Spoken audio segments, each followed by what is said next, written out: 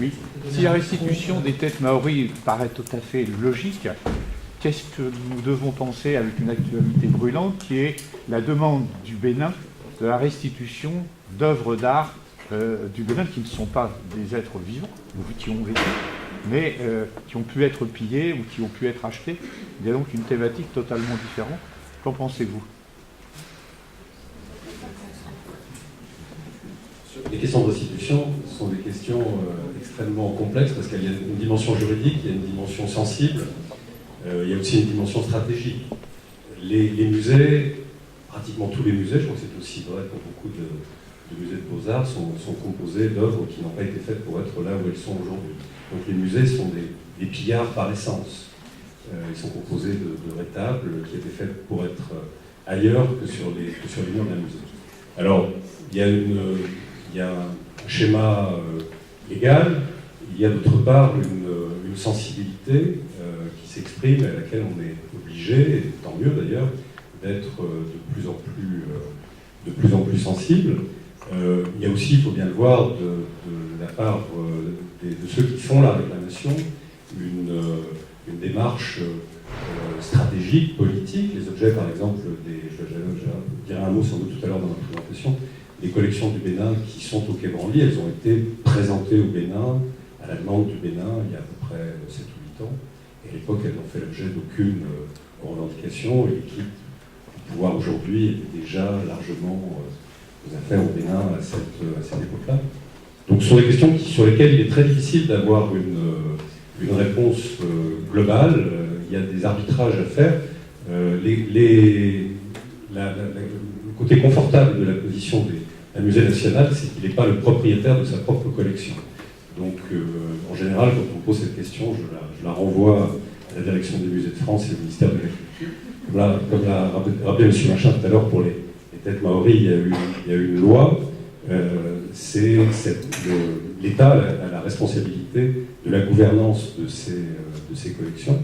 Il est évident que si on pousse la démarche de restitution jusqu'à sa logique ultime, c'est-à-dire de considérer que chaque œuvre doit retrouver son statut originel, il ne peut rester grand-chose dans les musées. Et à l'inverse, on peut parfaitement comprendre à la fois d'abord des manques, des trous qui nécessitent un certain nombre de retours, et d'autre part une fierté nationale qui pousse à cette demande ou à cette revendication.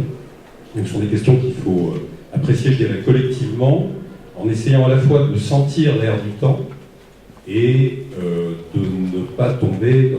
Dans l'exemple des têtes maories, M. Machin le sait bien, ma position initialement était défavorable à la restitution des têtes maories parce que je voyais dans cette affaire une sorte de destruction d'une boucle de l'histoire. C'est-à-dire que ces têtes ont fait l'objet, comme on le sait, d'un trafic et de collecte dans des conditions tout à fait ignobles, qui font partie d'une partie de l'histoire universelle. Et dans un premier temps, la politique néo-zélandaise envisageait ultimement de détruire ces têtes. Mon problème n'était pas tellement de savoir qui les possédait, où elles étaient, mais de savoir quelle place elles allaient avoir dans l'histoire de l'humanité. Et du point de vue des œuvres béninoises, c'est aussi ma préoccupation première, c'est-à-dire comment peuvent-elles être gérées à l'échelle de la planète. Finalement, dans le cas des têtes maories, il s'est passé deux choses. D'abord, la position néo-zélandaise a évolué, il n'y a plus de question de destruction. D'autre part, il y a eu, et vous avez été témoin ici à Rouen, un mouvement unanime. La loi a été votée à l'unanimité, une espèce de ferveur des deux côtés, du côté néo-zélandais et du côté français. Et ce sont des choses qu'on ne peut pas ignorer, parce qu'encore une fois, la dimension sensible fait partie de cette question de la restitution. Personnellement, ça m'a conduit, dans le cas des têtes maories, à changer ma position. Donc en ce qui concerne le Bénin, la situation est un peu du même type. Et il faut, je crois, être à l'écoute et ne pas mépriser la demande des autorités béninoises. Il faut faire attention non plus à ne pas tomber dans une espèce de solution politiquement correcte, facile, qui pourrait d'abord mettre en péril des œuvres qui appartiennent, je crois, au-delà du Bénin à l'ensemble de la communauté, et d'autre part qui sont dans une situation juridique qui est clair dans la collection française. C'est moi qui ai le micro. Je ne sais pas si ça parle, mais en fait, je n'ai pas vraiment une question, mais une réaction. J'ai le sentiment, entre la première conférence de M. Jean-Hubert Martin et les 3 autres interventions, d'un éloignement. C'est-à-dire que, autant l'intervention de M. Jean-Hubert Martin me donnait le sentiment qu'on se rapprochait les uns des autres, autant les interventions suivantes m'ont donné le sentiment que l'autre, et d'ailleurs on a commencé à utiliser un certain nombre d'expressions qui m'ont un peu choquée, hein, comme ces contrées, notre civilisation, ou les communautés, ou l'autre, toutes ces choses qui me donnent le sentiment que, malgré une extrême bonne volonté, je mettrai un peu de côté le musée d'Aquitaine, dont j'ai trouvé la démarche extrêmement intéressante, que malgré une extrême bonne volonté, il y a un renforcement dans mon esprit d'un éloignement de l'autre, entre guillemets. C'est-à-dire que ce regard ethnocentré européen dont parlait M. Jean-Hubert Martin me semble renforcé d'une certaine façon, malgré le désir de prendre en compte la richesse, l'existence, les conditions d'attribution des œuvres, etc.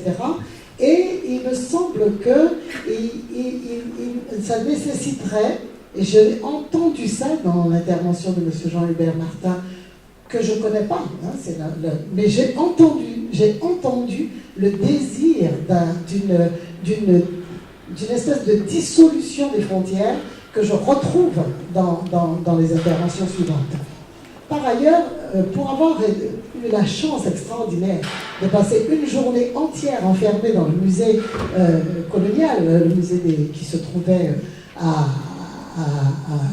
la Porte Dorée, avoir eu la chance de passer une journée enfermée dans ce musée fermé avec Étienne Féot, qui de toutes ses forces rejetait l'idée qu'il puisse y avoir un art primaire et un art non primaire, on ne le définit pas d'ailleurs, et qui pour cette raison d'ailleurs je crois a refusé de partir au musée du Quai Branly. Je ne retrouve pas dans la façon dont ça a été présent, la présence et le passage d'Étienne Féot au musée d'Angoulême, je ne retrouve pas cette espèce d'extrême valorisation des cultures, du côté artistique, précisément artistique des arts premiers, dits premiers, dont j'ai le sentiment que ça s'éloigne dans la présentation que vous avez pu faire du musée d'Angoulême, ou dans la présentation que vous avez pu faire, monsieur, de ceux dont vous avez parlé tout à l'heure, qui par ailleurs est d'une extrême générosité, je ne dis pas le contraire. Mais je pense que cette générosité, moi j'ai envie de l'interroger, de la pousser encore plus loin et voilà, de faire attention encore à cette façon de regarder de loin, de regarder de haut, de regarder de notre espace à nous, d'où on est. Voilà, c'est ce que je veux dire. Et elle a une question, donc je passe le truc. J'avais une interrogation, en fait, bon, évidemment, dans les interventions qui sont courtes, on ne peut pas avoir toute l'histoire, mais dans le musée de Rouen, on voit bien d'où vous parlez, la question d'une représentation coloniale, et puis la façon dont vous avez clairement voulu passer à autre chose. Mais du coup, c'est quand même un peu l'objet de nos journées, l'histoire de la construction du regard colonial, et qui est encore à l'œuvre aujourd'hui dans plein d'endroits, dans le musée et ailleurs que dans le musée. Où est-il passé? Où est passée cette histoire-là? Est-ce qu'elle est ailleurs dans le musée? Est-ce qu'elle voilà. Parce que là, pour le coup, j'ai la sensation d'une disparition, alors que il me semble que mettre en valeur, comme vous le faites aujourd'hui, les autres cultures et la mise en dialogue, ça n'est pas suffisant, à mon sens, pour détricoter le regard colonial qui est à l'œuvre un petit peu partout dans la société. Oui, ben, bien sûr. On a présenté un peu l'histoire coloniale et le lien avec les collections justement issues de cette histoire coloniale dans une expo temporaire qui était issue elle-même d'une exposition qui avait été faite au Quai Branly, qui s'appelait Zoos humains, l'invention du sauvage, où on abordait justement de façon temporaire et cette question de la représentation de l'autre et du coup de ce que l'on avait, de ce que les musées comme les zoos humains avaient entraîné comme image et comme représentation de l'autre dans l'ensemble de cette histoire. Donc ça, on en a parlé lors de cette présentation-là, lors de cette exposition-là. Et l'idée, évidemment, va être de raconter aussi cette histoire. Le muséum, par exemple, est le lieu d'un tournage qui est en train de se faire actuellement sur ces questions du lien entre les musées, la colonisation, la représentation de l'autre, et qui passera sur Arte, normalement, septembre 2017. Donc on se donne rendez-vous à ce moment-là. Voilà.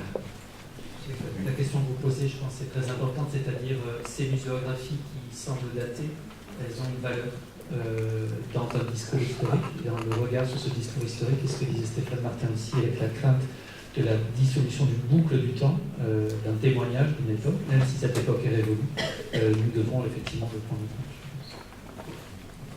Je ne sais pas si j'ai... Révolution. Oui. Alors, une dernière question, puis après on redonne la parole aux intervenants et ensuite on retournera à la salle. Moi j'ai une question à vous poser.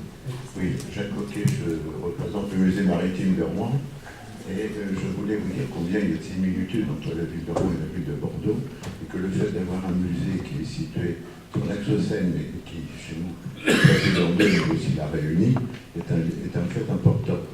Par ailleurs, vous remarquez qu'on a eu à peu près le même type d'activité, sauf que nous avons eu des commerces très honorables avec les Indiens pour les bois rouges, alors qu'à Bordeaux, ils ont eu effectivement quelques dérives vis-à-vis du commerce triangulaire. Pour vous préciser ça.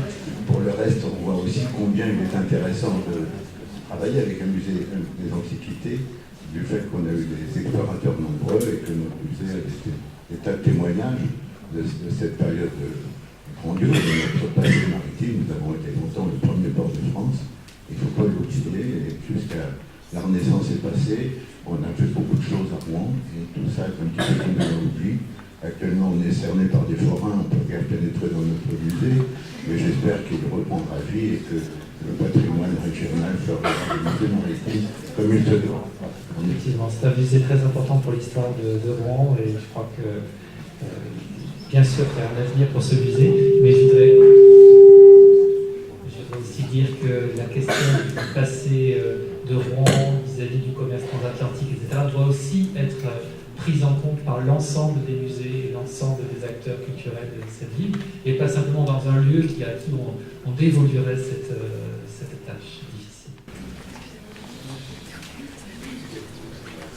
En fait, je voudrais surtout évoquer un point pour en aborder beaucoup d'autres, qui est le rapport qu'un musée comme le musée du Quai Branly, ou désormais le dernier musée du Quai Branly Jacques Chirac, entretient avec ses collections, et dans quelle mesure finalement une collection définit un musée. Comme vous le savez, donc, le musée du Quai Branly Jacques Chirac a 10 ans à peine, donc c'est un jeune musée, mais c'est un musée qui est l'héritier d'une très vieille collection. Vous vous souvenez d'abord de la polémique qui a encadré sa naissance, puisque la naissance du musée du Quai Branly a entraîné la disparition de 2 autres musées, le musée de la Porte de Ré, le musée des Arbres d'Afrique et d'Océanie. Le musée de l'Homme, donc dans la collection d'ethnologie, a été écartelé entre le musée du Quai Branly et le MUSEM, qui a récupéré la collection européenne, elle-même fusionnée avec l'ancien musée des arts et traditions populaires. Sans parler d'ailleurs de la situation d'un certain nombre de pièces, parce qu'au sein même du musée d'histoire naturelle, du musée de l'Homme, certaines parties des collections avaient été classées entre l'anthropologie culturelle et l'anthropologie humaine de manière relativement hasardeuse, ce qui fait qu'un certain nombre de pièces de collection qui auraient pu ou dû être transférées au musée du Quai Branly sont en fait restées au sein du muséum et d'ailleurs permettent aujourd'hui la renaissance du musée de l'homme. Il ne faut pas oublier que ces deux ou trois musées, en tout cas les deux musées principaux qui ont alimenté la collection de ce qui allait devenir le musée du Quai Branly et aujourd'hui le musée du Quai Branly-Jacques Chirac, ces musées eux-mêmes étaient le produit de l'histoire des collections. Le musée de la Porte Dorée, qui ne s'appelait plus depuis longtemps le musée des colonies, mais qui était dans l'ancien bâtiment d'un musée qui s'était lui-même installé dans un bâtiment qui n'avait pas été construit pour être un musée, mais pour être une sorte de palais des colonies, provenait en grande partie des collections du musée de l'Homme, accru par un certain nombre de collectes et d'achats importants, que les collections du musée de l'Homme, elles, provenaient du musée du Trocadéro, qui lui-même provenait de toute une litanie de musées antérieurs, jusqu'au musée du Louvre, au musée américain du Louvre, et jusqu'au cabinet des médailles, par exemple, de la Bibliothèque nationale. Cet objet est une sorte d'item numéro 1 de ces collections, en tout cas par la collecte, puisqu'on sait de manière assez précise comment il est arrivé en France dans les bagages de l'expédition Ville-Gagnon, dans les bagages d'André Tevet, et offert au roi Henri III. Donc, ce que je veux dire par là, c'est que une collection dans un vieux musée, dans un vieux pays, est nécessairement une série de couches historiques et de hasards, d'opportunités. Et dans le cas des collections du Quai Branly, qui sont gigantesques par leur taille, puisqu'il y a à peu près 300 000 objets dans les collections, sans parler des images, des livres, qui représentent au total pas loin d'1 million d'objets. Donc dans l'immensité de cette collection, les couches successives d'histoire sont encore plus importantes. Et donc une des premières questions que nous avons dû nous poser lorsque le musée a été créé en 1998, parce que, par parenthèse, la construction du Quai Branly a suivi un cheminement assez original, dans ce sens que l'État a choisi de créer juridiquement le musée avant même qu'il n'existe, avant même qu'il ait ses collections. Donc il a été créé en décembre 1998. Et il a eu donc à choisir en quelque sorte son nom. Et cette simple question du nom a été, à mon avis, révélatrice d'un débat intéressant entre la toute petite équipe de préfiguration et la direction des musées de France. Personnellement, je tenais pour une sorte de nom de code, donc en l'occurrence Quai Branly, l'avantage de ne vouloir absolument rien dire, c'est uniquement l'adresse du musée, qui a l'inconvénient de ne pas être très euphonique et de ne pas être un terme extrêmement joli à prononcer, bien difficile à traduire dans les langues étrangères, et la direction des musées de France à l'époque, qui tenait fermement à une dénomination descriptive, musée des arts et civilisations. Déjà, je trouve que la question de art et civilisation sont des vocables complexes à cerner et à définir, d'Afrique, d'Asie, d'Amérique et d'Océanie, qu'on aurait acronymisé de manière confortable. Et donc le fait que nous ayons choisi, que finalement le gouvernement ait choisi de donner à ce musée un nom qui ne veut rien dire, établit déjà un rapport particulier à la collection.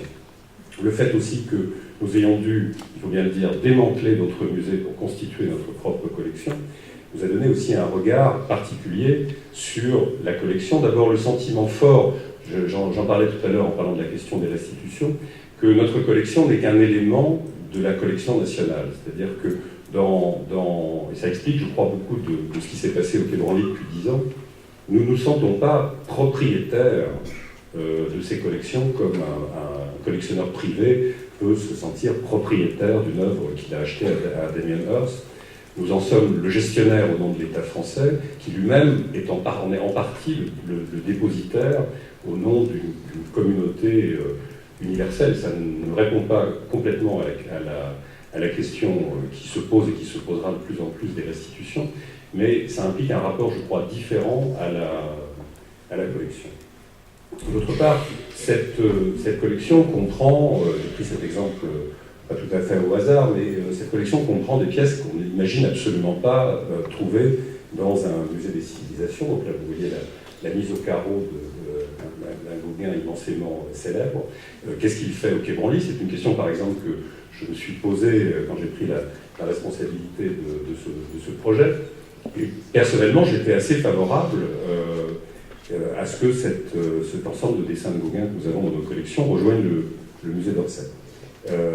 Les conservateurs du musée étaient très contre, avec un argument d'abord d'attachement comment dire, symbolique, et puis avec aussi des arguments, j'allais dire, de pouvoir, dans un premier temps m'ont surpris, mais qui finalement sont révélés assez utiles, parce que, par exemple, en ce moment, nous exposons au musée du Quai Branly, nous allons ouvrir une exposition qui s'appelle Color Line, une exposition sur la peinture africaine-américaine, donc de la peinture, et beaucoup de ces prêts ont été très compliqués à obtenir, en particulier parce que beaucoup de musées nous ont dit « vous n'êtes pas un musée des beaux-arts, donc vous n'avez pas à recevoir de la peinture, et vous n'avez rien à nous proposer en échange le jour où nous ferons une exposition ». Et donc, par exemple, disposer d'une collection de peinture, ce qui est le cas, on le sait peu, du musée du Quai Branly, à l'intérieur de cette collection de peinture et de dessins, de pièces très importantes, est évidemment aussi un élément de la liberté, en quelque sorte, du musée. Par ailleurs, nous avons fait un choix, je ne vais pas l'illustrer, mais je crois que vous le connaissez maintenant, qui peut aussi paraître étrange. Donc, nous sommes à la tête d'une immense collection, et nous avons fait le choix de consacrer la moitié de notre espace à des expositions temporaires. Ça peut paraître curieux, donc des expositions temporaires qui se bâtissent elles-mêmes, en grande partie avec des œuvres qui n'appartiennent, enfin, qui ne sont pas conservées par le musée du Quai Branly. C'est indiscutablement le signe d'une forme d'échec, en quelque sorte, de la seule capacité d'une collection à signifier une problématique. C'est-à-dire que je crois que si on en est arrivé à cette conclusion, c'est parce qu'on s'est aperçu qu'une collection, même si notre collection répond par certains critères à ce que Jean Hubert appelait tout à l'heure la situation du Louvre, c'est-à-dire une importance telle qu'elle peut se permettre d'avoir une véritable valeur encyclopédique et d'avoir la capacité de couvrir un temps et un espace significatif de l'histoire de l'art ou même d'une description ethnographique. D'abord, on s'aperçoit que la fonction, comment dire, de représentation culturelle des objets s'amoindrit, devient en tout cas extrêmement ambiguë, c'est-à-dire qu'une vitrine d'art inuit a beaucoup moins de chances que ce qu'elle ne pouvait le faire il y a une trentaine d'années, d'être capable de convaincre un jeune visiteur qu'elle représente, au sens global du terme, le monde inuit. Parce que le bombardement d'images dont parlait très bien Jean Hubert tout à l'heure, parce que les différentes sources d'information, parce que la porosité permanente de l'art contemporain, le fait que l'art contemporain que nous fréquentons tous, que nous soyons d'ailleurs visiteurs de musées ou pas, à travers la mode, à travers les magazines sur papier glacé, à travers l'imprégnation des ready-made dans l'ensemble de la culture contemporaine, l'esthétisation générale de nos pratiques culturelles fait que la fonction de pure représentation ethnographique d'un objet, à mon sens, aujourd'hui ne peut plus permettre de fonctionner, ne peut plus fonctionner avec un visiteur comme quelque chose qui permet de représenter une société. Ça permet d'expliciter éventuellement ce que sont un certain nombre d'objets par rapport à leur usage dans cette société, mais ça ne peut plus globalement représenter une société. Et donc nous avons fait le choix, qui est finalement une solution, encore une fois, de facilité, mais je crois relativement efficace, et j'en ai pas trouvé d'autres pour l'instant, de consacrer la moitié de notre espace à des expositions temporaires qui sont en général extrêmement signées avec un auteur et un point de vue, donc des expositions qui assument leur subjectivité, et de montrer la collection permanente, la collection du musée. Je dirais que le mieux que nous pouvons le faire, c'est-à-dire en essayant de donner à la fois les informations sur l'usage que nous avons, d'essayer d'en montrer le mystère, la beauté, d'essayer à la fois de répondre à la question de de la magie poétique dont parlait Jean Hubert et du sens ethnologique, ou du sens en tout cas de ces objets dans leur culture d'origine, mais en assumant l'insuffisance et la pauvreté de cette démarche, parce que je crois que, d'une part, elle n'est plus en phase avec la situation culturelle du public, ses sources d'information, et elle n'est évidemment plus non plus en phase avec la situation politique générale et les demandes dont parlait par exemple Sébastien Machin tout à l'heure, des représentants de ces cultures d'origine qui, évidemment, ne se satisfont pas de ce type de représentation, qu'on appelle souvent, de façon pas très gentille, coloniale ou post-coloniale, alors qu'en réalité, bien sûr qu'elles ont un lien fort avec la colonisation, mais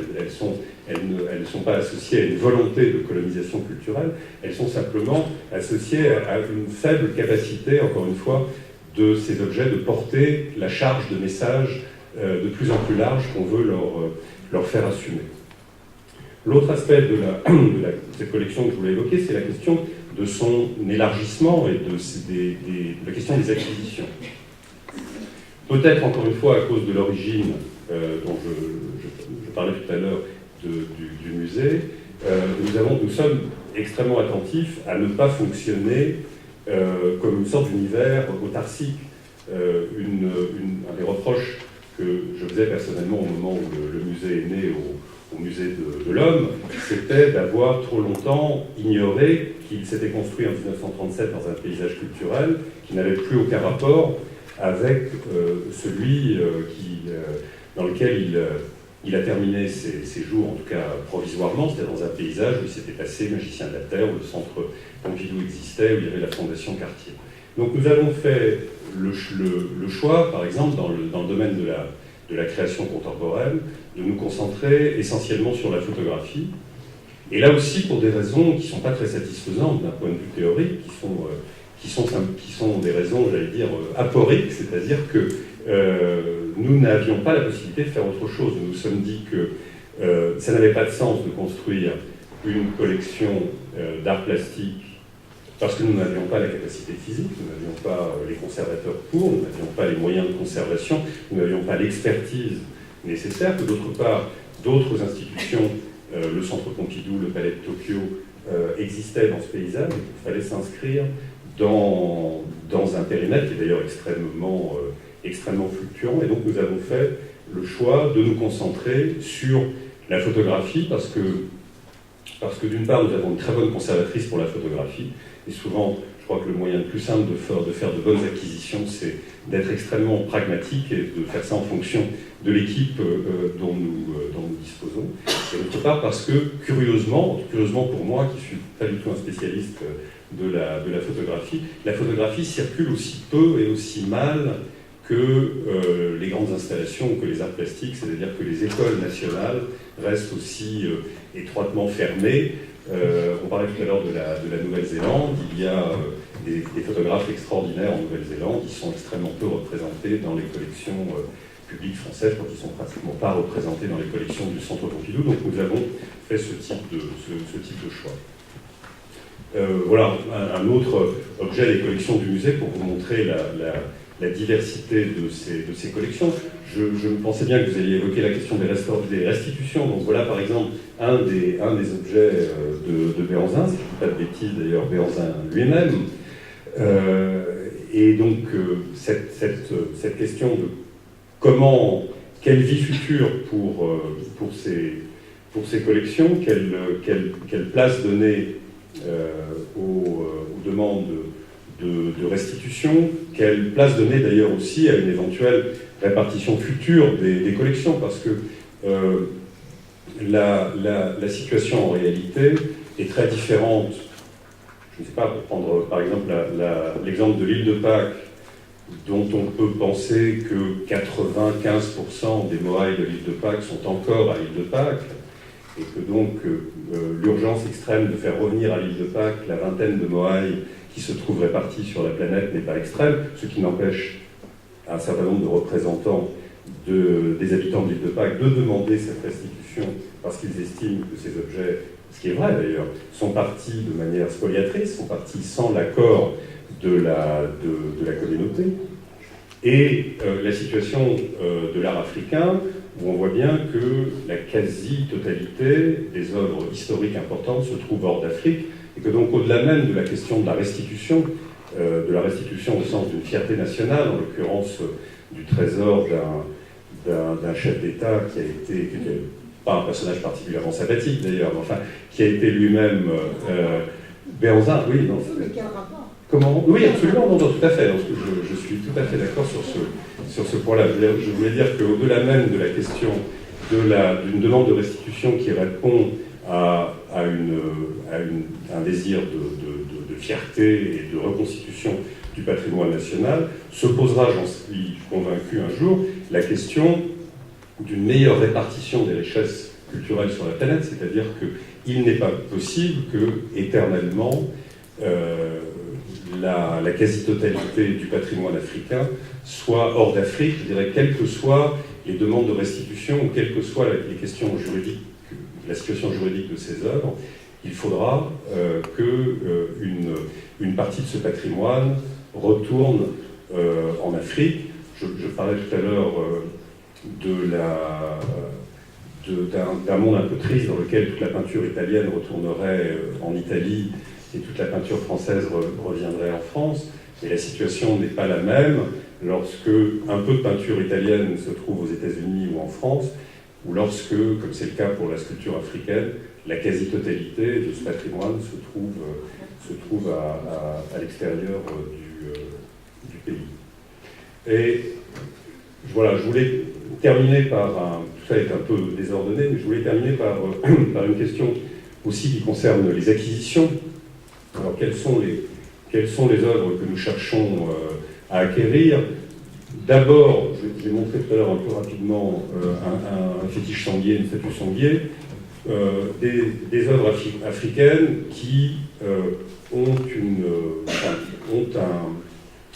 une histoire, j'allais dire, post-africaine, une histoire dans les collections et le goût occidental, et qui peuvent raconter aussi une partie de cette aventure universelle, et d'autre part, des objets que nous achetons, que nous faisons acheter dans les pays d'origine. Alors, on n'a pas le temps d'entrer j'imagine, dans beaucoup de détails autour de la question dite des collectes, qui est un des grands totems et fétiches des musées. Je crois que les musées ont tous, en tout cas c'est le cas du Quai Branly, renoncé à l'idée du caractère encyclopédique et exhaustif d'une collection, et donc nous sommes amenés nécessairement à agir de manière subjective. C'est-à-dire que par exemple, le masque qui est là, qui est une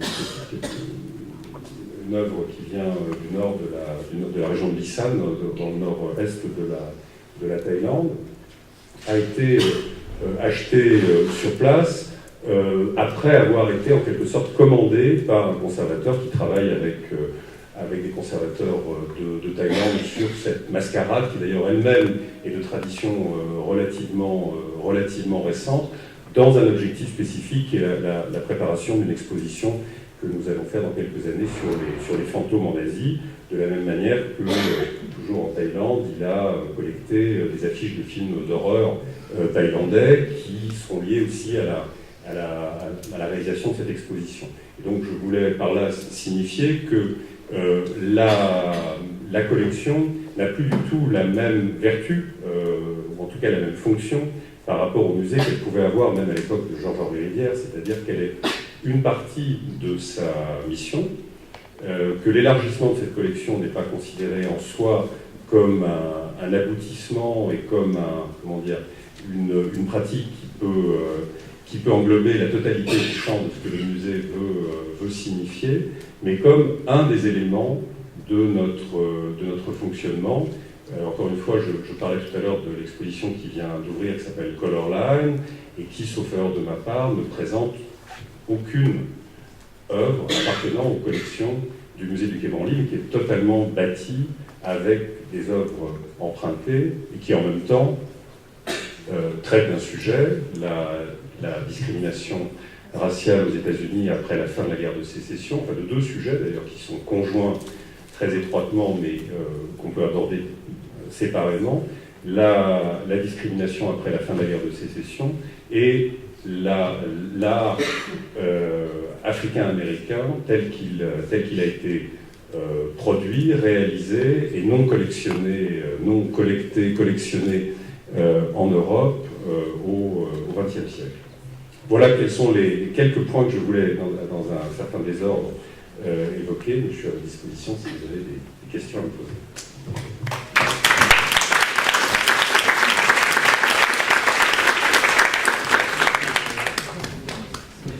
Martin, si peut-être, de façon qu'on puisse vous libérer, pour que vous puissiez retourner à Paris, est-ce qu'il y a des questions sur cette intervention, des remarques? On a pris beaucoup de retard, quoi qu'il en soit.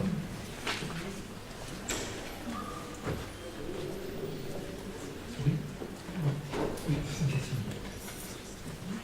Oui, à propos des restitutions africaines, face à la conjoncture géopolitique, je pense notamment à Tombouctou, aux destructions patrimoniales, justement. Quelle est la réflexion sur la restitution par rapport à l'Afrique, par exemple?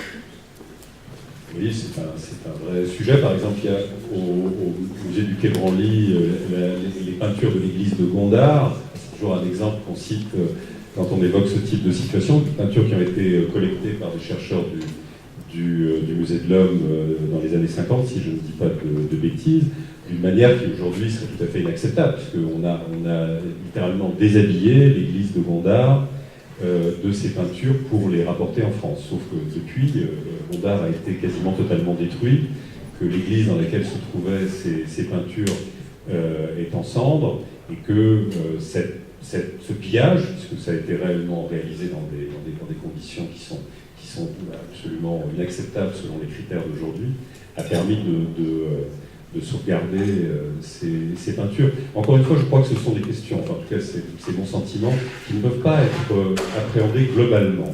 Parce qu'il y a une dimension patrimoniale, il y a une dimension juridique, il y a une dimension sensible. Et ces trois questions, ces trois dimensions, je veux dire, s'alignent différemment selon le sujet précis dont on parle. Il y a, comme dans tous les sujets humains, des enjeux de pouvoir très forts, des stratégies personnelles qui sont parfaitement compréhensibles. Et donc, il est compliqué de trouver une solution globale. Il faut les examiner au cas par cas.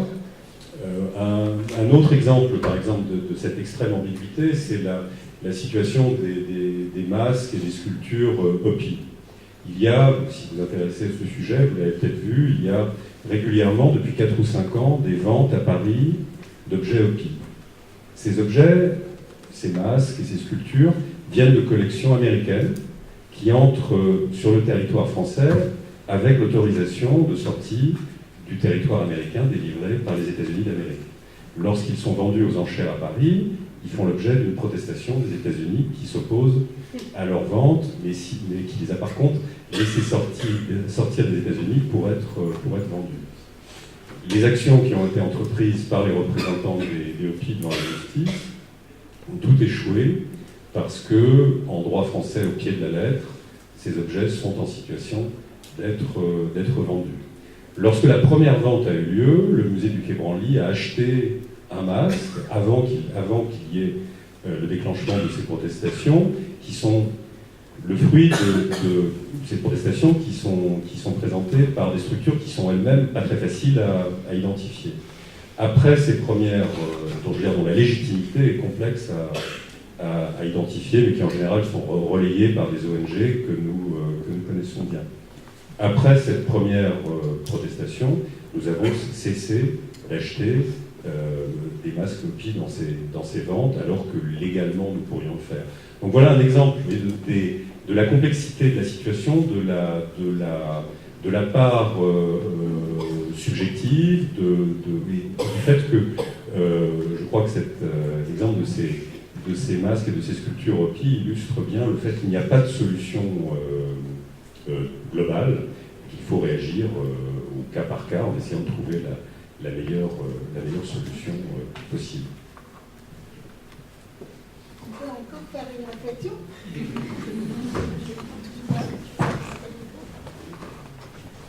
En fait, je voulais juste rebondir sur la dernière phrase que vous avez dite, Monsieur Martin. Vous êtes le deuxième Martin, en fait. Et vous avez dit tout à l'heure qu'on ne va pas éternellement, la situation ne peut pas durer de façon éternelle, que les pays d'où sont issues les œuvres, qu'elles aient été empruntées, achetées, pillées, volées, quelle que soit leur situation légale, ça ne peut pas éternellement durer que du point de vue culturel, les richesses culturelles se trouvent toujours du même côté des frontières. Donc ma question c'était, est-ce que dans les musées, dans le monde des musées, il y a un travail avec les pays d'origine pour mettre sur pied des structures, aider à la construction ou l'organisation de structures culturelles qui permettent aux objets de revenir, etc., etc. Je ne sais pas, premièrement. Et deuxièmement, rebondir encore sur quelque chose que vous venez de dire à propos de l'église de Vandame qui a été détruite, etc. Le but de faire revenir un objet n'est pas forcément de le remettre à l'endroit où il était quand il a été pris.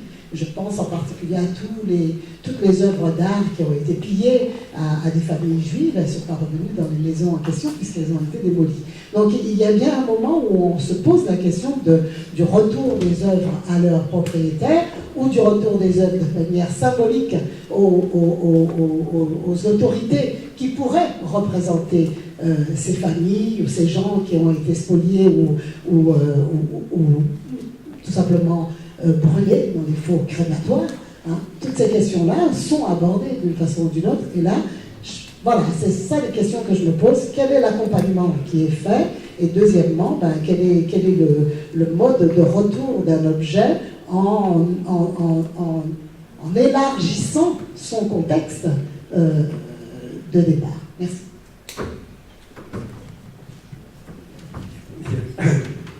Effectivement, il y a, c'est le travail de tous les grands musées occidentaux que d'œuvrer à la création, en particulier en Afrique, puisque je pense que la question concerne essentiellement l'Afrique. Pas forcément, je ne suis pas africaine, en gros, c'est... Alors, parce que la situation est très différente selon les régions du monde.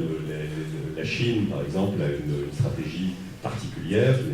Les musées du Pacifique n'ont pas la même stratégie non plus que les musées africains. Le cas de l'Afrique est à mon sens le cas le plus criant, parce que c'est le seul dans lequel l'hémorragie patrimoniale soit aussi colossale. Encore une fois, la part du patrimoine chinois, par exemple, hors de Chine, ou même la part du patrimoine mexicain hors du Mexique, n'est pas la même que celle du patrimoine, en tout cas du patrimoine ancien africain hors d'Afrique. Ce sont des questions qui sont compliquées à la fois sur le plan théorique et sur le plan pratique. Si, pour reprendre l'exemple d'Abomey, vous avez peut-être vu dans la presse également la réaction enflammée d'un célèbre artiste béninois qui a appelé très fortement à ce que surtout les objets ne retournent pas au Bénin tant que son gouvernement incapable serait en place. Donc ce sont des sujets complexes. Il ne faut pas le voir de manière sombre. Moi je suis assez optimiste sur le long terme. Par exemple, il y a un considérable musée qui est en train d'ouvrir à Dakar avec un directeur compétent et dégourdi, avec lequel nous sommes par exemple en train de travailler à une stratégie de dépôt et de prêt. Mais il est lui-même, tout ça est très... Enfin, on pourrait en parler pendant des heures. Il est lui-même l'objet d'une discussion forte à l'intérieur de son pays, où une grande partie de la communauté lui dit « Nous ne voulons pas de ces œuvres anciennes qui ne nous parlent plus, nous sommes musulmans, nous voulons que ce musée soit essentiellement consacré aux artistes vivants et devienne un musée de l'art contemporain africain, et non pas un musée qui soit destiné à accueillir des œuvres qui n'ont plus de véritable connexion avec nous. » Donc ce réseau existe, il se met en place dans un contexte politique difficile, mais il se met en place, et en tout cas, ce que j'ai pu voir, je pense que tous mes collègues qui sont dans la salle, depuis une quinzaine d'années, dans le sens des échanges et de la coopération entre les musées, me rend plutôt optimiste. Il y a aujourd'hui d'abord des moyens d'information, des moyens de communication, des systèmes institutionnels d'échange qui sont, je pense, beaucoup plus efficaces que les positions très, très frileuses qu'on pouvait avoir il y a une vingtaine d'années. Et je pense que ces questions vont plutôt dans le bon sens. Je crois qu'on peut être plutôt optimiste sur ce terrain-là, mais effectivement, ce sont des choses qui prendront du temps. Deux questions à soulever au moins. Trois réponses. Ensuite, Paul Saguin. Vous m'entendez? Oui. Juste pour donner un petit peu la parole aussi au tout petit musée, la présentation très rapide que nous avons eu à faire tout à l'heure laissait peut-être pas entrevoir l'étendue de notre travail, mais on travaille étroitement avec les pays de provenance dans la mesure de nos possibilités humaines et financières. Moi, je suis toute seule pour m'occuper de l'ensemble du département et assurer la direction adjointe de l'établissement. Mais il y a des collaborations de multiples formes en fait, qui se font, soit par des déplacements sur place pour faire de la recherche autour de collections, soit par l'accueil à la demande des pays. Donc, moi, j'ai reçu un agent du musée de Bamako qui est venu travailler à mes côtés pendant 2 mois. Là, j'ai une demande qui émane du Cameroun avec lequel une convention de partenariat a été passée pour aider à l'élaboration d'un parcours muséographique et aider aussi à la formation dans le champ des métiers de la conservation et de la médiation auprès des publics. Et on essaye aussi de trouver d'autres modalités de collaborer. Le petit produit numérique que j'ai présenté tout à l'heure en était une, c'est-à-dire faire un travail de recherche en commun et mutualiser ce travail-là et faire des produits mutualisés qui peuvent se déployer aussi bien chez nous que sur le continent africain, que dans le Pacifique. Donc il y a des tas de formes nouvelles, même de collaboration qui apparaissent ces dernières années. Et il y en a encore d'autres à inventer et on essaye au fur et à mesure aussi. Et en fonction de nos collections, parce que comme on disait, on ne peut pas se démultiplier et on n'a pas des collections universalistes, donc en fonction des points forts de nos fonds, on essaye d'engager des partenariats étroits avec les pays de provenance et de faire des formes de retour du patrimoine vers ces territoires, mais qui ne sont pas forcément des retours matériels, qui peuvent être des retours sous forme de publication, sous forme de création numérique, de création plastique également. Deux secondes par rapport à ça. On n'a pas culpabilisé sur les 2 siècles d'histoire de nos musées. C'est-à-dire qu'on n'est pas coupable de ce qui s'est passé précédemment. L'idée, c'est vraiment de travailler dans une logique justement de communication entre nous et avec les collègues des autres pays de par le monde. Avec nos moyens réciproques les uns et les autres, à la fois en termes de collection et en termes d'équipe. Il y a un monsieur qui voulait. Paul Saguin, qui est donc le directeur du musée de l'histoire du judaïsme. Oui, non, je voulais juste, puisque la question des patrimoines des communautés juives a été évoquée, je voulais juste glisser un grain de sable dans le raisonnement et indiquer que la question de la polarité des restitutions, elle peut, ou des déplacements de collections, elle peut aussi s'inverser. Juste pour rappeler que les choses sont peut-être moins binaires, moins manichéennes qu'on pourrait penser. Je prends là non pas la question des spoliations liées à la Shoah, mais la question des patrimoines des communautés juives du Maghreb et d'une façon générale des pays musulmans, dont on sait que la plupart des communautés ont émigré à partir de les ont quittés après la décolonisation, disons pour l'essentiel, et où ces communautés ont disparu. Il y a beaucoup de ces patrimoines qui sont restés dans les pays d'origine, qui sont des patrimoines en grave péril, voire des patrimoines aujourd'hui disparus.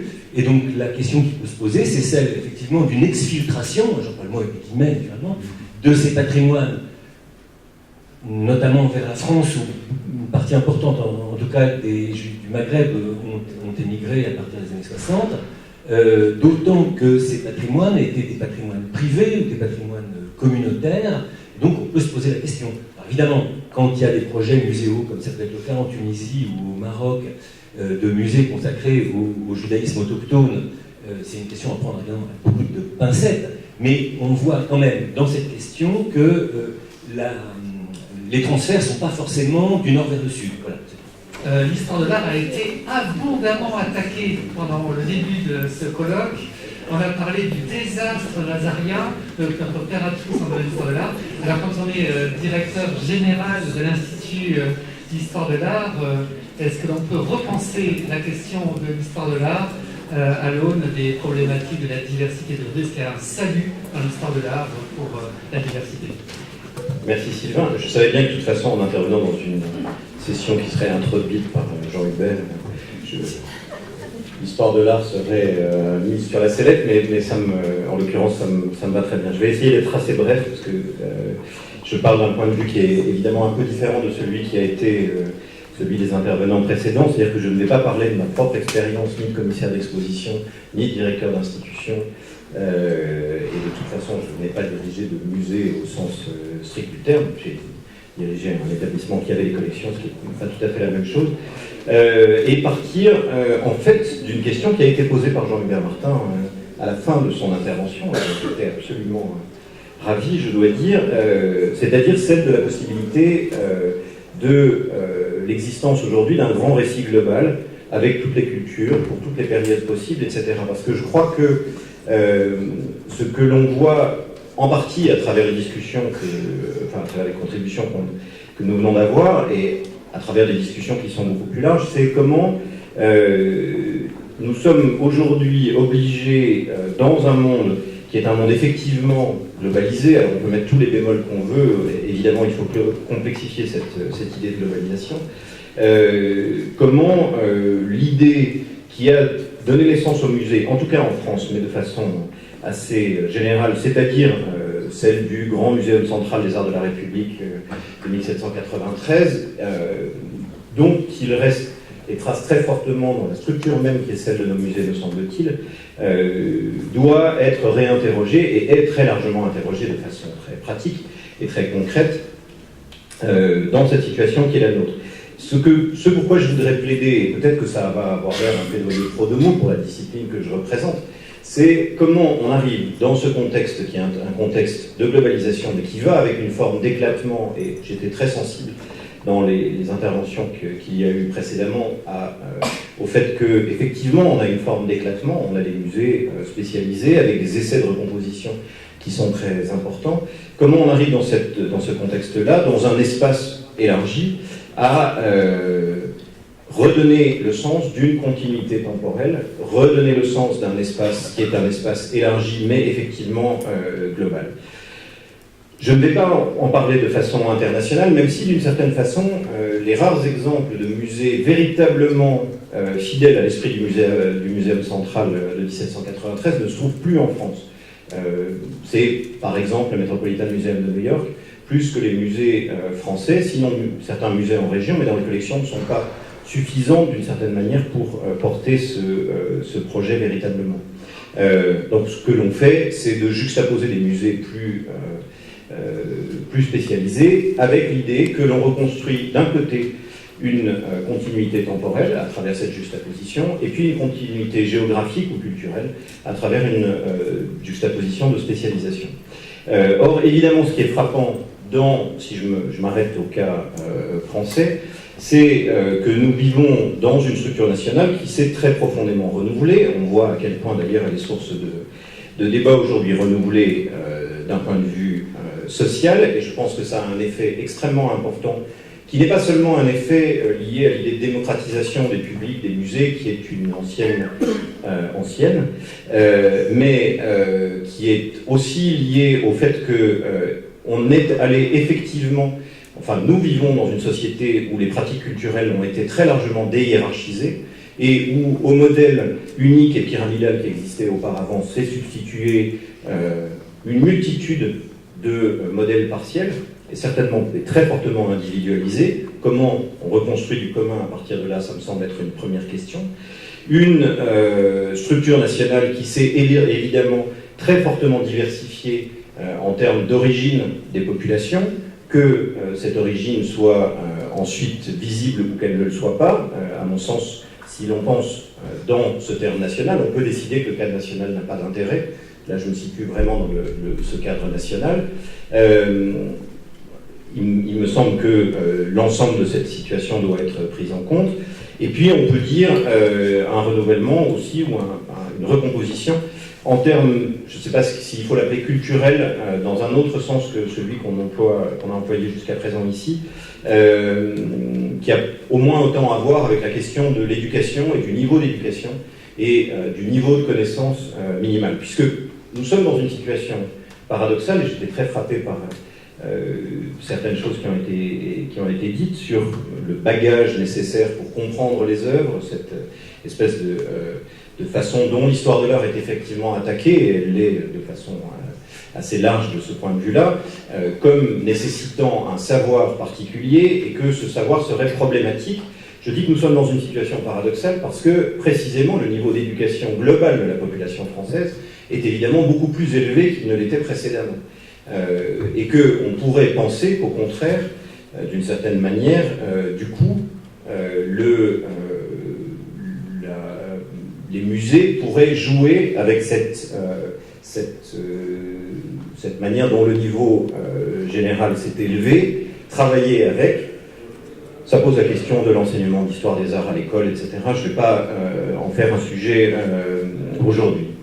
Bref, ce que je voudrais essayer de poser simplement comme question, c'est comment peut-on aujourd'hui faire toute sa place à ce renouvellement dans les politiques des musées, en faisant attention, à mon sens, à deux écueils majeurs. D'une part, celui de ne s'adresser qu'à une sorte d'élite pré-cooptée, je sais pas, le terme est un peu bizarre, mais tant pis, qui serait simplement la perpétuation de celle pour qui les musées ont été faits dans le passé, et d'autre part, se satisfaire d'une espèce de fragmentation, d'atomisation maximale, qui à aucun moment ne refait du commun. Et je pense que si l'on pense le rôle social ou sociétal, citoyen des musées et de l'histoire de l'art comme outil de ce point de vue-là, et je voudrais plaider pour l'histoire de l'art comme un outil de ce point de vue-là, ces deux écueils doivent évidemment être très fortement évités. Alors, je continue à penser qu'il est nécessaire de partir de ce point de vue-là de la question de l'histoire, de la présence de l'histoire et de ce qui constitue le commun d'aujourd'hui, qui est le résultat d'une histoire longue, et que une des tentations importantes, c'est effectivement de gommer cette histoire, et on voit bien pourquoi il est intéressant de gommer cette histoire. Il est intéressant de gommer cette histoire parce qu'on pense que comme ça on fera du consensus. On pense qu'on fera du consensus parce qu'on va oublier les effets les plus difficiles de l'histoire, si je me situe dans le cadre national de l'histoire française, et on va faire comme si on oublie tout ça, on repart à zéro, et tout va très bien aller. Sauf que l'ensemble de nos structures nationales nous disent le contraire. Alors peut-être qu'il y a des pays au monde, je suis binational français et américain, et les États-Unis se vivent comme un pays de repartir à zéro permanent, et c'est d'une certaine manière possible. Je crois qu'en France, ça n'est absolument pas possible, et peut-être de façon plus large, en Europe, ça n'est pas possible. Et si on veut que l'Europe soit autre chose que simplement une sorte de réserve de musées et pour touristes du monde entier, on a intérêt à partir de nos spécificités.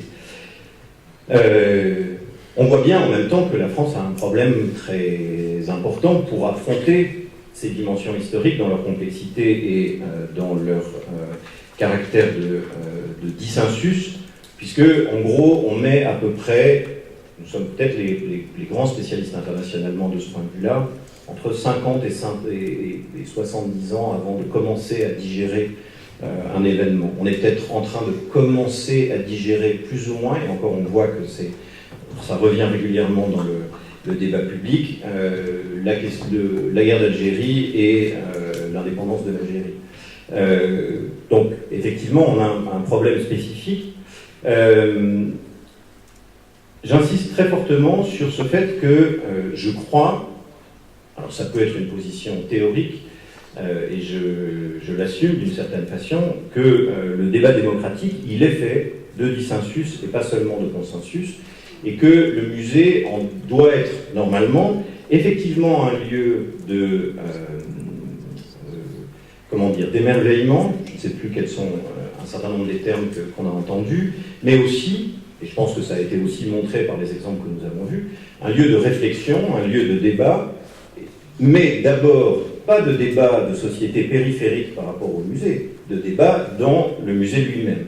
D'où le fait que je veux dire de façon très claire que rien dans ce que je dis ne s'oppose à ce qui a été présenté, aux diverses présentations qui ont été faites. Je pense que justement, ce qui est très important, c'est que chaque musée a sa spécificité, qu'il y a des prises de risque dans chacun des points de vue qui nous ont été présentés, à partir de cette spécificité, et que c'est ce qui est véritablement important. La question qui se trouve derrière, ou en tout cas la question qui touche celle du rôle citoyen des musées, c'est-à-dire la possibilité de tout citoyen dans notre pays, citoyen ou plus large, tout habitant de notre pays, à trouver un intérêt propre à fréquenter un musée, elle est certainement, pour commencer, celle de la représentation. C'est-à-dire qu'il me semble qu'on est obligé de partir d'un constat sur ce qu'est la société française actuelle et de se poser la question, dans tout musée, de la façon dont la plus grande partie de cette société, ou dans une situation locale, c'est la plus grande partie de la société locale, peut effectivement se sentir représentée à l'intérieur des collections. Qu'est-ce qui me représente, mais pas d'une façon fermée sur moi-même, mais qui a un lien avec ma propre histoire, et si je suis sur le territoire français à un certain moment, ma propre histoire, me semble-t-il, rejoint une histoire plus large, une histoire qui s'est accumulée et qui est présente dans les musées tels qu'ils existaient dans le passé. Et c'est vrai que j'étais aussi sensible dans les présentations à cette mise en valeur des strates historiques à partir desquelles chacun des conservateurs travaille. Comment on fait à partir de ce sentiment d'être représenté pour entrer dans un récit qui soit véritablement un récit commun? Alors, sans doute, il faut une plus grande diversité des objets, et je pense notamment, parce que c'est la partie que je connais le mieux, pour les musées consacrés à l'art du XXe siècle ou à l'art contemporain. Évidemment, après les magiciens de la Terre, beaucoup de musées ont fait un effort de ce point de vue-là, mais on voit très bien comment il est très difficile à partir de là de reconstruire un récit commun. Quand le Centre Pompidou veut raconter une autre histoire à partir de ses collections, il est obligé, d'une certaine manière, pour la mettre en valeur, de dégager le reste de ses collections permanentes et de faire en sorte de proposer une sorte de contre-histoire. Et quand il ne veut plus faire cette contre-histoire, quand il veut refaire une histoire des chefs-d'œuvre, il remet en périphérie, il a appris la leçon évidemment, mais il remet en périphérie quelques objets qui sont des objets qui n'appartenaient pas à cette histoire canonique. Il me semble qu'il y a là un effort qui doit être un effort extrêmement important, en partant d'une situation qui est une situation spécifique. Encore une fois, ça ne sert à rien de penser qu'on va rattraper les lacunes une fois pour toutes. Deuxièmement, mettre sans doute plus l'accent sur l'origine des objets. Alors ça ne va pas forcément concerner tous les publics et de manière très large, mais ça peut concerner en revanche très largement le travail pédagogique qui est fait par le musée. Pas le travail seulement de médiation, le travail véritablement pédagogique, celui qui se fait par exemple avec les écoles, pas seulement avec les écoles, mais notamment de ce point de vue-là. Je veux dire par là, comment on peut montrer que les objets effectivement ont une certaine histoire, et je pense que là encore tout ce qu'on a entendu le montre de façon très claire, ont une certaine histoire qui est faite à certains moments d'acquisition, de personnes qui les ont rapportées, de personnes à qui ils ont été achetés, échangés, volés, spoliés, etc. Et sans faire l'impasse sur ce qu'est effectivement cette histoire. Et de ce point de vue-là, il y a des initiatives tout à fait remarquables dans un certain nombre de musées, mais ça me semble être encore une politique insuffisamment présente, parce qu'il y a à la fois des préjugés qui sont assez fortement ancrés, et d'autre part, une espèce de peur que, évidemment, ça conduise à des demandes de restitution, etc. On voit très bien comment c'est déjà très vivace pour la question des spoliations juives, alors que il semblerait qu'il y ait un consensus fort dans la société, il y a une forme de résistance à la possibilité de le dire et de l'afficher. Je dirige une institution dans laquelle le simple fait d'avoir donné le nom de Rose Valland au hall d'entrée a posé d'énormes problèmes parmi un certain nombre des gens qui fréquentaient ce lieu. Troisième élément, c'est celui d'un décentrement du regard. Alors le décentrement du regard, il peut effectivement passer par la présence des artistes, et j'y suis effectivement aussi très sensible comme une possibilité pour un musée. Il serait très dommageable que cela se fasse partout, parce que d'abord, on n'a pas forcément des artistes capables de le faire. Je pense que quand Jean-Hubert Martin avait choisi Thomas Huber à Düsseldorf notamment, c'était parce qu'il était très capable de le faire et qu'il avait un point de vue qui était un point de vue rare, et on a sans doute tous en mémoire des exemples un peu ratés de ce genre de choses. Et puis, mais, donc pas seulement les artistes, mais aussi une manière de présenter les collections qui fasse sa part à ce décentrement, et qui, par exemple, dans un musée qui soit un musée de beaux-arts, ne traite pas la présence de la sculpture d'Afrique subsaharienne simplement, ou de l'art japonais, je veux dire un musée des beaux-arts généraliste, simplement sur le mode de sa découverte par les artistes occidentaux. Il est absolument évident qu'on fait perdurer de cette façon-là un regard très fortement ethnocentré, alors même qu'on semble prendre en compte l'effet de ces œuvres sur les artistes occidentaux, et donc apparemment donner leur part à ces autres œuvres. Bref, et j'en termine par là, tout ça est ce qui peut permettre éventuellement de construire un récit commun, complexe, le construire et le reconstruire, parce qu'évidemment il ne peut pas avoir de permanence, puisque la société change de façon très longue, à partir de discussions qui ne sont pas effacées, qui ne cherchent pas à faire une espèce de consensus apaisant, qui évite d'un côté la fragmentation, et de l'autre côté la possible marginalisation de ce qui a été important à une certaine période, mais qui fait bien partie, me semble-t-il, de ce continuum historique. Si l'on veut que les musées soient véritablement, là je parle des musées des beaux-arts, je suis un peu en décalage par rapport à ce qui a été dit précédemment, soient véritablement des lieux de formation citoyenne, avec la part d'histoire de l'art que cela doit comporter, me semble-t-il, il me semble que c'est un enjeu démocratique majeur des sociétés dans lesquelles nous vivons. Merci.